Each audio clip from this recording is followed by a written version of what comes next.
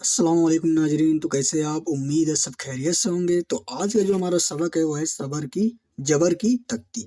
तो जबर क्या होता है? जबर जैसे हिंदी में हम अ आ इ ऊ की मात्रा पढ़ते हैं, वैसे हम इसमें उर्दू में भी पढ़ते हैं। तो वो क्या, उर्दू में जो जबर होता है वह इस्तेमाल होता है अ की आवाज़ निकालने के लिए। यह कहाँ इस्तेमाल होता है? हुरूफ के ऊपर यह लगता है। और कैसे दिखता है? ऐसे एक लाइन दिखती है जो हुरूफ के ऊपर लगी रहती है, इसको क्या पढ़ते हैं हम? जबर। ठीक है। अब देखिए, यह हमारी उर्दू की कायदा 0 है। तो शुरू करते हैं। बिस्मिल्लाहिर्रहमानिर्रहीम। देखिए, किसी भी हुरूफ के ऊपर जब लगता है जबर तो अ की साउंड आती है, मतलब थोड़ा सा खींच के। यानी कि कैसे पढ़ेंगे इसको? अलिफ जबर अ, अलिफ जबर अ, बे जबर बा, पे जबर प, ते जबर ट, टे जबर ट, से जबर सा, जीम जबर जा,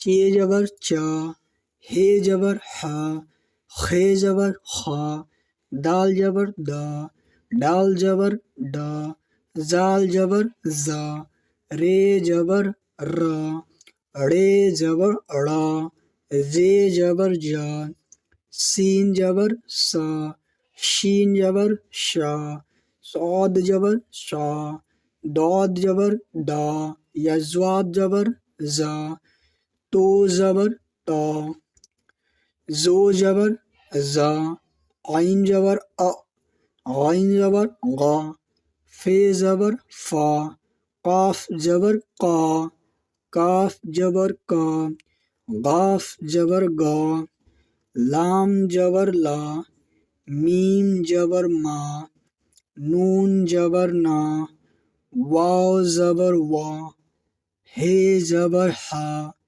हमजा जबर हा, हमजा जबर आ।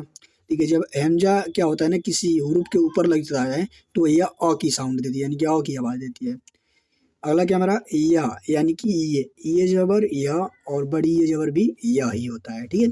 तो यह जो हुरूफ अभी हमने पढ़ा, यह क्या थी? जबर की तख्ती थी। और जो इसमें आपको हुरूफ नहीं समझ में आ रहा होगा तो आप पिछली वीडियो में जाएंगे तो हमने बहुत अच्छे तरीके से इसको हमने पढ़ा है कि किसको क्या बोलते हैं हम।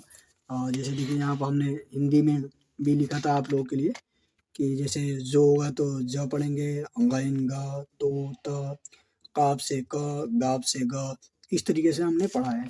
तो यह हमारी थी। अगला जो भी पायदान है वो हमारी क्या थी? जबर की तख्ती हमने इसमें पढ़ लिया है। आगे हम जेर की तख्ती पढ़ेंगे। तो मिलते हैं नेक्स्ट वीडियो में, तब तक के लिए खुदा हाफिज़।